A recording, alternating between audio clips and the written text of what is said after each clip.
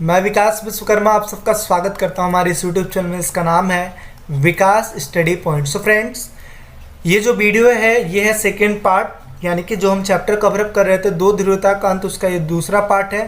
First video में हमने 7 टॉपिकों के बारे में हमने पढ़ा था और इस वीडियो में हम 4 टॉपिक के बारे में पढ़ेंगे। ठीक है, इसके अलावा जो थर्ड पार्ट आएगा उसमें आपका चैप्टर ओवर हो जाएगा। ये वीडियो आपका न्यू सिलेबस के अनुसार बनाया जा रहा है। ठीक है, और इसके अलावा इसमें जो टॉपिक आपके इंपॉर्टेंट नहीं थे, क्योंकि जो सिलेबस में नहीं थे उसको हमने हटा दिया है और न्यू सिलेबस के अनुसार ये वीडियो को बनाया गया है। तो चलिए स्टार्ट करते हैं। ये वीडियो लिखा है शॉक थेरेपी क्या है। जैसा कि हमने पढ़ा था लास्ट में कि विक्टन का एक परिणाम ये भी हुआ था कि शॉक थेरेपी को अपनाया गया था। अब इसका मतलब समझते हैं शॉक थेरेपी है क्या। शॉक थेरेपी अर्थात आघात पहुंचाकर उपचार करना। इसका मतलब ये है, आघात का मतलब होता है, आप देखते हो कि किसी को चोट पहुंचाना, और उपचार करना का मतलब ये है कि किसी को चोट पहुंचाकर फिर उस पर मलहम लगाना। इसका अर्थ होता है शॉक थेरेपी।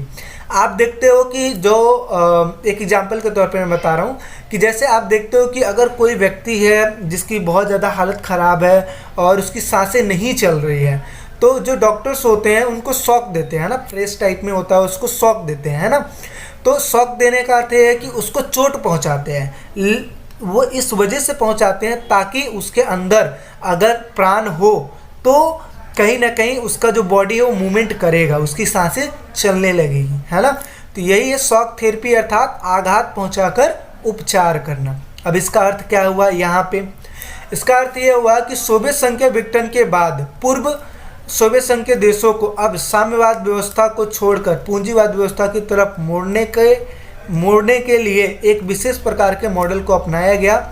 इसी को शॉक थेरेपी का नाम दिया गया। अर्थात कहने का मतलब ये है कि जो 15 गणराज्य थे जो सोवियत संघ मिलकर बने थे, उसमें से जो देश थे वो साम्यवादी व्यवस्था को छोड़कर अब पूंजीवाद की व्यवस्था की तरफ अग्रसर हो रहे थे, बढ़ रहे थे और उनकी व्यवस्था अपनाने की कोशिश कर रहे थे। और ये किसके थ्रू हुआ? एक विशेष प्रकार के मॉडल के थ्रू हुआ। इसी को शॉक थेरेपी कहा जाता है। अब इसका नामकरण किसने किया था, बोला किसने था? तो विश्व बैंक और अंतर्राष्ट्रीय मुद्रा कोष ने इस मॉडल का नाम क्या रख दिया था? शॉक थेरेपी नाम रख दिया था। आई बात समझ? अब ये देखिए, 1 नंबर के क्वेश्चन में आता है, 2 नंबर के क्वेश्चन में आता है कि शॉक थेरेपी क्या है, तो आप इतना चीज़ लिख सकते हैं।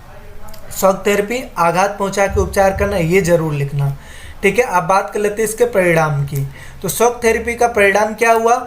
विघटित देशों का साम्यवादी व्यवस्था को छोड़कर पूंजीवाद अपना लेना, ये इसका परिणाम हुआ। दूसरा, सामूहिक फर्म निजी फर्म में कन्वर्ट हो गए। जब साम्यवादी व्यवस्था चल रही थी तो उस टाइम पे जो फर्म चल रहे थे सामूहिक के हिसाब से चल रहे थे, गवर्नमेंट के हिसाब से चल रहे थे। अब ये निजी फर्म में कन्वर्ट हो गए, यानी कि प्राइवेट लोगों के हाथों में चले गए। आगे, विकसित देशों की अर्थव्यवस्था तहस नहस हो गई। जो देश विकसित हुए थे यानी कि अलग हुए थे, उनकी अर्थव्यवस्था तहस नहस हो गई। क्योंकि आपको पता है कि कोई भी देश अगर किसी दूसरे देश से अलग होता है तो वो अचानक से संभल नहीं पाता है, धीरे धीरे करके संभलता है। तो इसकी वजह से अर्थव्यवस्था तहस नहस हो गई। इसके अलावा सोवियत संघ का इतना बुरा मतलब प्रभाव रहा विघटन का, जिसकी वजह से सोवियत संघ के जो देश थे, जैसे रूस जैसे देश थे, वहाँ पे उनकी जो अर्थव्यवस्था थी, जो उद्योग था, उनको सस्ते रेट पर बेच दिया गया था। यानी कि आप बोल सकते हो कि इतना कम रेट कि आप सोच नहीं सकते हो कि 90% उद्योगों को सस्ते रेट पर बेच दिया गया था। यानी कि जितना मिल रहा था उतने में ही काम चला ले रहे थे। अर्थात कहने का मतलब ये था कि गरीबी इतनी बढ़ चुकी थी जिसकी वजह से उनको अपने उद्योगों को सस्ते रेटों पर बेचना पड़ गया था। तो यही लिखा है कि अब ऐसा माने जाने लगा कि ज़्यादा से ज़्यादा हमारा जो विकास हो सकता है वो किसके माध्यम से हो सकता है? व्यापारों के माध्यम से हो सकता है। इसके अलावा रूस की जो पूरी अर्थव्यवस्था थी वो उसका ढांचा पूरा चरमरा गया था, मतलब तहस नहस हो चुका था। इसके अलावा महत्वपूर्ण उद्योगों को कम से कम दामों पर बेच दिया गया था। इसी चीज़ की मैं बात कर रहा था। 90% उद्योगों को सस्ते दामों पर बेच दिया गया था। आप जब बुक पढ़ोगे तो बुक में लिखा है औने पौने दामों में बेच दिया गया था। औने पौने दामों का मतलब क्या है कि जितना पैसा मिल जाए उतने में ही बेच दो। ठीक है, तो यही लिखा है कि महत्वपूर्ण उद्योगों को कम से कम दामों पर बेच दिया गया था। लगभग 90% उद्योगों को सस्ते दामों पर बेच दिया गया था।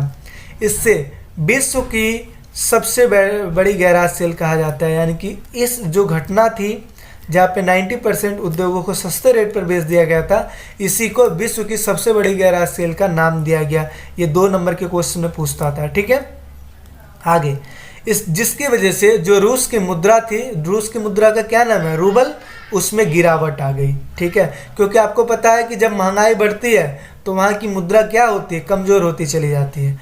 तो इसकी वजह से रूस की मुद्रा का गिरावट हुआ। तो ये था शॉक थेरेपी का परिणाम। आगे बात करते हैं बर्लिन की दीवार। बर्लिन की दीवार क्या है?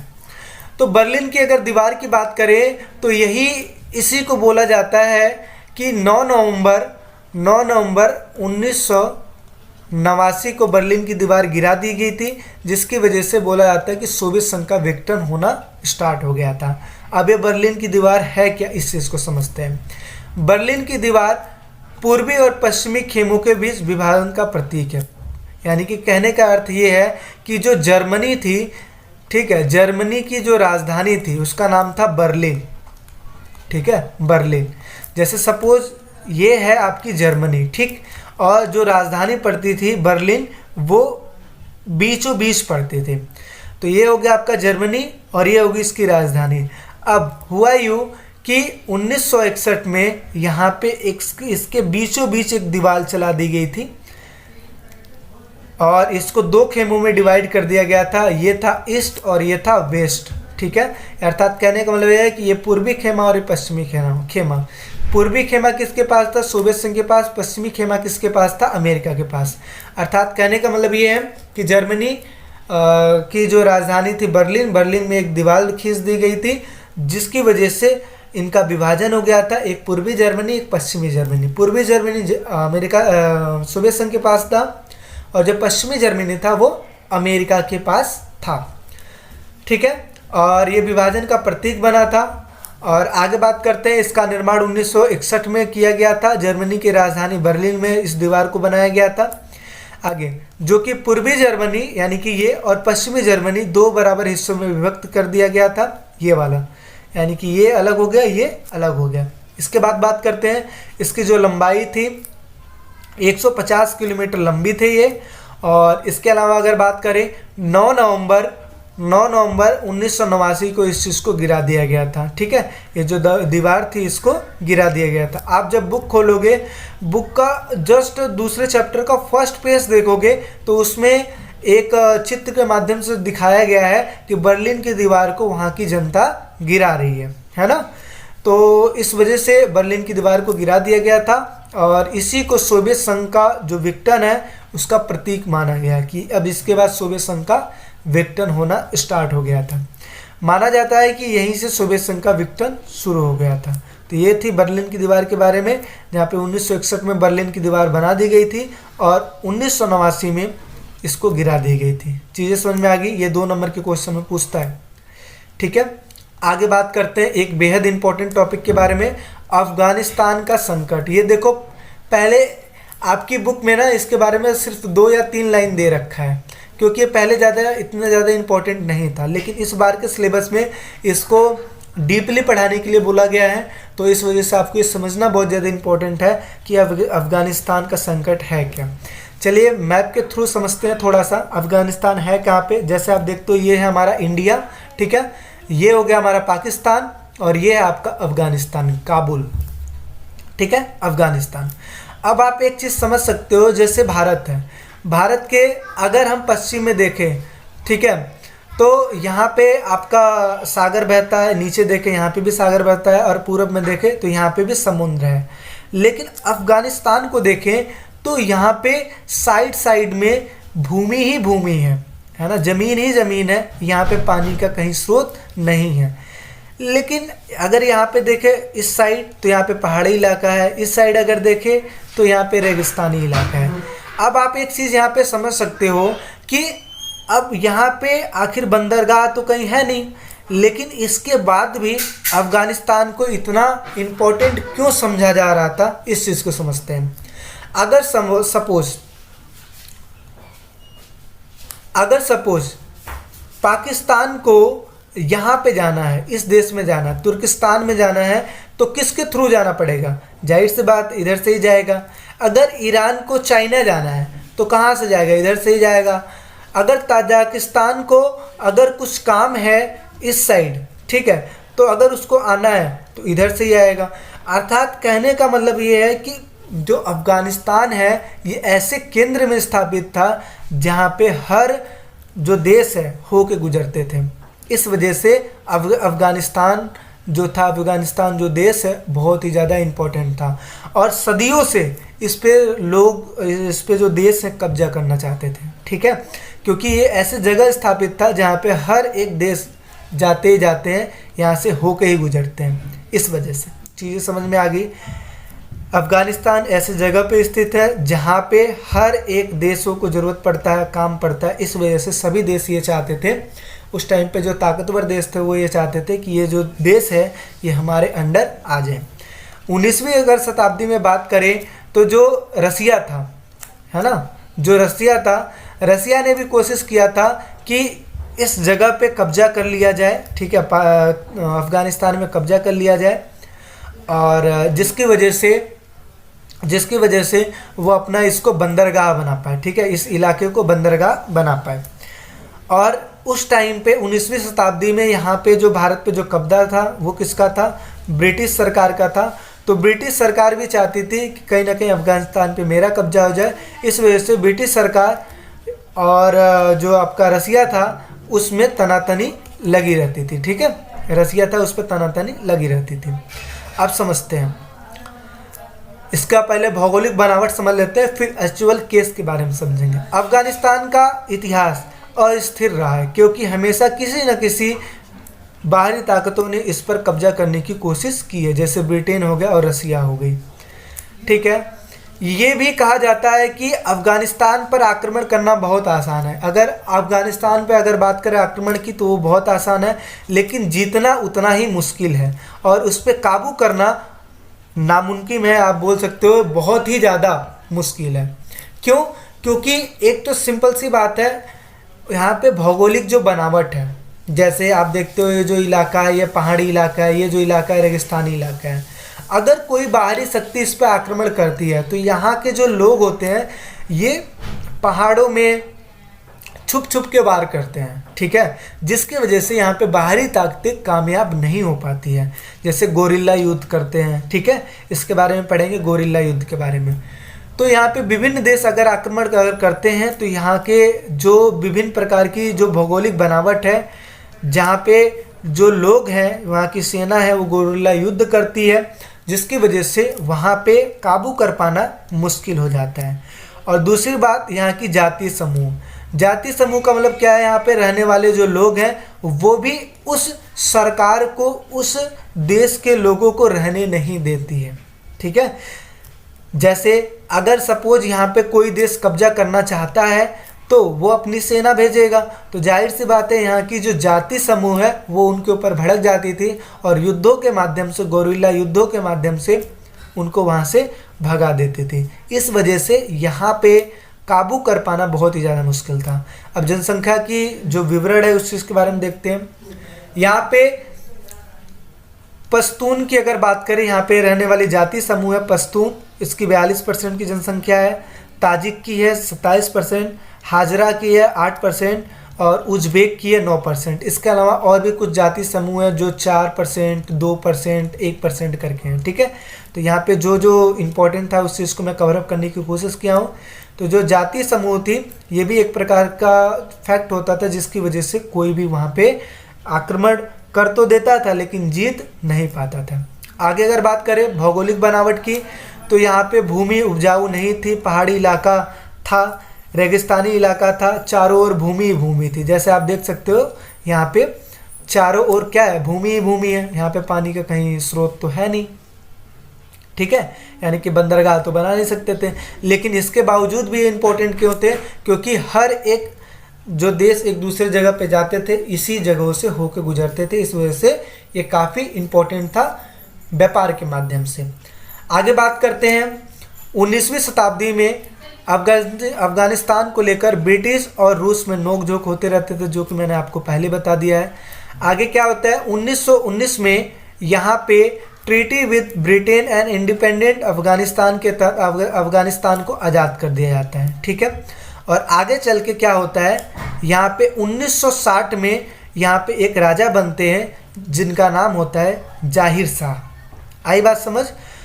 1919 में आज़ाद हो जाता है अफगानिस्तान और वहाँ का जो राजा बनता है वो कौन बनता है 1960 में, जाहिर शाह। अब जाहिर शाह क्या करता है, वहाँ पे सुधार कार्य करता है, जैसे महिलाओं को शिक्षा देना, शिक्षा पर ध्यान देना, चुनाव प्रक्रिया करवाना, जनता को राजनीतिक अधिकार देना, वो वहाँ पे सुधार के कार्य करता है। आगे क्या होता है, इसी के जो रिलेटिव होते हैं, जाहिर शाह के जो रिलेटिव होते हैं, 1973 में जाहिर खान को उनके पद से हटा देते हैं, जिनका नाम होता है दाऊद खान। ठीक है, 1973 में हटा देते हैं और ये अपना शासन कर लेते हैं। आगे चल के 1978 में दाऊद खान को एक वहाँ की पार्टी PDPA हटा देती है दाऊद खान को। उस PDPA का फुल फॉर्म क्या था, People's Democratic Party of Afghanistan. ये क्या करती है, दाऊद खान को हटा देती है और वहाँ पे अपनी सत्ता चला लेती है। ये एक प्रकार की कम्युनिस्ट पार्टी थी, साम्यवादी पार्टी थी। आगे यूँ होता है कि जो PDPA है ये भूमि सुधार करता है वहाँ पे, जिसका विरोध क्या होता है, गांव वाले वहाँ पे करते हैं। अर्थात कहने का मतलब ये है कि जो PDPA है विभिन्न प्रकार की भूमि सुधार करता है, जिसकी वजह से वो जो गांव के लोग हैं उनकी जो भूमि है वो दूसरों को दे देते थे। ठीक है, और जिसकी वजह से वहाँ की जो जनता थी, वहाँ के गाँव के वासी थे, वो उनका विरोध करते हैं। ठीक है, जगह जगह पे विद्रोह होना स्टार्ट हो जाता है। फिर PDPA क्या करता है, PDPA सेनाओं के माध्यम से वहाँ पे शांति व्यवस्था बनाने की कोशिश करता है, लेकिन वहाँ पे कोशिश क्या होती है, उसकी असफल होती है। ठीक है, कोशिश उसकी सफल नहीं होती है। आगे ये होता है कि PDPA ने जब ऐसी बात हुई तो PDPA ने USSR यानी कि सोवियत संघ से मदद मांगी। सोवियत संघ क्या करता है, उसको आर्थिक मदद दे देता है, लेकिन यह मदद काफ़ी नहीं था, क्योंकि वहाँ की जनता इतनी प्रबल थी, इतनी आप बोल सकते हो मजबूत थी, जिसकी वजह से वहाँ की सेनाओं जो आर्थिक मदद था वो भी उसका काफ़ी नहीं हो पा रहा था। अर्थात कहने का मतलब यह है कि PDPA की जो सरकार थी बेहद डगमगा रही थी। ठीक, कुछ महीनों बाद स्थिति ऐसी आ गई थी कि USSR को वहाँ पे सेना भेजनी पड़ी और 1979 में वो अपनी सेना भेज देता है। कहाँ पे, अफगानिस्तान में। चीज़ें समझ में आ रही है, दोबारा समझते हैं। जाहिर खान के शासन था, दाऊद खान इसको हटा देता है 1973 में। फिर PDPA क्या करता है, PDPA दाऊद खान को हटा देता है और भूमि सुधार करता है, जिसकी वजह से वहाँ की जनता क्या होती है, भड़क जाती है। अब जब गांव के लोग जब भड़क जाते हैं तो इसको सुधारने के लिए PDPA ने क्या करता है, सैनिक कार्रवाई करना स्टार्ट कर देता है। ठीक है, अब सैनिक कार्रवाई करता है, जो यहाँ की जाति समूह होती है ये सैनिक पे भड़क जाती है, जिसकी वजह से PDPA की अर्थव्यवस्था खत्म होने लगती है, यानी कि सरकार डगमगाने लगती है। PDPA क्या करता है, फिर USSR से हेल्प मांगता है। USSR उसको आर्थिक मदद करता है, लेकिन आर्थिक मदद काफ़ी नहीं होता है, जिसकी वजह से USSR क्या करता है, यहाँ पे सैनिक भेज देता है। अब जब सैनिक आता है यहाँ पे, तो अब USSR जब यहाँ पे पहुँचता है, USSR के जब सैनिक यहाँ पे पहुँचते हैं तो ये शहरी इलाकों पर कब्जा कर लेते हैं। क्या करते हैं, शहरी इलाकों पर। अब जब ये बात लोगों को पता लगती है, गांव के लोगों को पता लगती है कि USSR की जो सेनाएं हैं शहरी इलाकों पर कब्जा कर ली है, तो जो ये लोग हैं, जो वहाँ के गाँव वासी हैं, वो भड़क जाते हैं और इनके खिलाफ मुकाबला करना स्टार्ट कर देते हैं। ठीक है, इनके खिलाफ मुकाबला करना स्टार्ट कर देते हैं।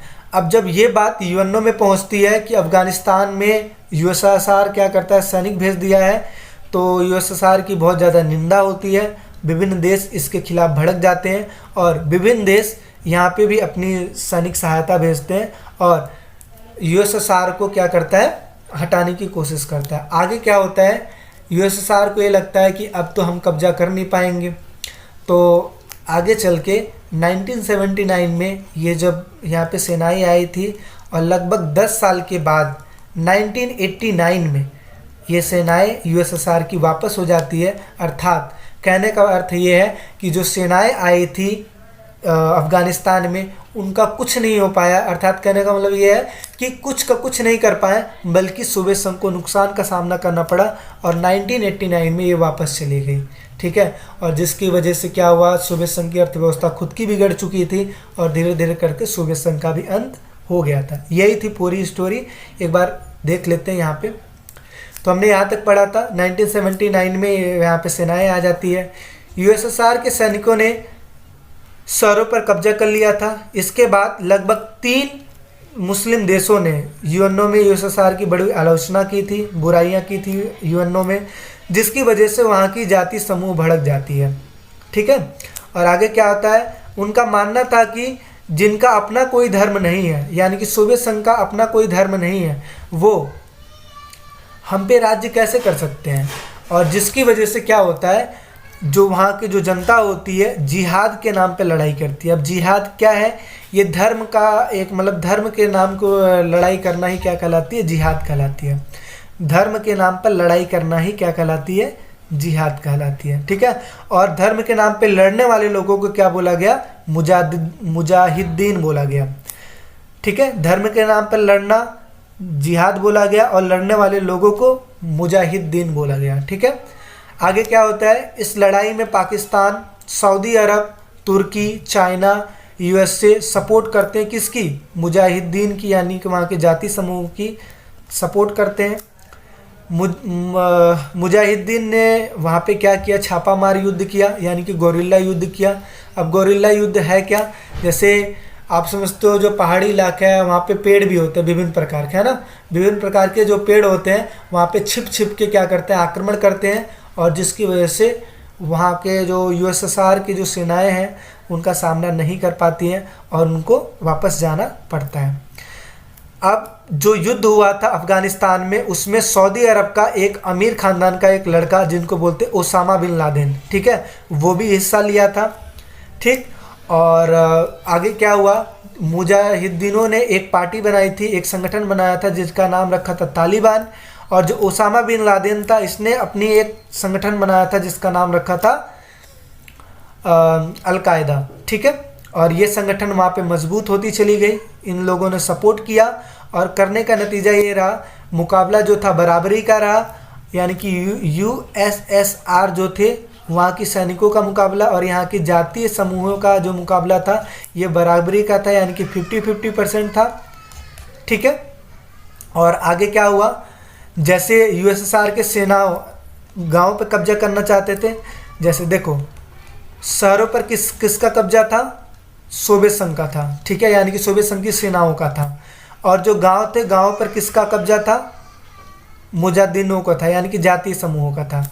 अब मुजाहिदीन ये चाहते थे कि शहरों पे हम कब्जा कर लें क्योंकि सेनाओं को यहाँ से भगा दे, और यहाँ के सैनिक ये चाहते थे मुजाहिदीनों पर कब्जा कर ले, यानी कि गाँव पर कब्जा कर लें।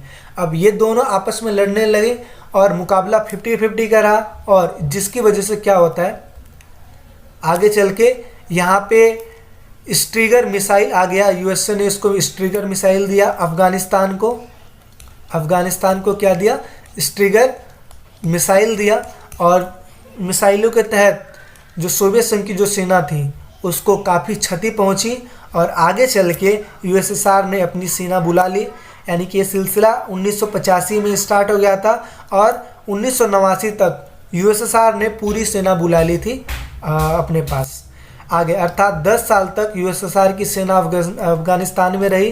फ़ायदा कुछ नहीं हुआ, बल्कि क्या हुआ, नुकसान का सामना करना पड़ा और सोवियत संघ इसका मतलब जिम्मेदार रहा। आई बात समझ में? तो ये थी अफ़गानिस्तान की पूरी स्टोरी, जहाँ पे हमने इन चीज़ों के बारे में बात किया। ठीक, इसकी भौगोलिक बनावट, फिर केसेस क्या हुए, ज़ाहिर खान आया, दाऊद खान आया, ठीक है, ज़ाहिर शाह आया, फिर उसके बाद दाऊद खान आया, फिर पीडीपीए की सरकार आई, फिर इसने हेल्प मांगा यूएसएसआर से, यूएसएसआर वहाँ पे सेनाएं भेज देता है, और फिर क्या होता है, फिर पाकिस्तान, सऊदी अरब, टर्की, चाइना सपोर्ट करते हैं यहाँ के मुजाहिदीनों की, और जिसकी वजह से मुकाबला क्या होता है 50-50% रह जाता है, और 10 साल के बाद इसका कोई नतीजा नहीं निकलता है। यूएसएसआर अपनी सेना वापस बुला लेता है और अफ़गानिस्तान को सेनाएं छोड़ के चली जाती थी। ये थी पूरी घटना अफ़गानिस्तान।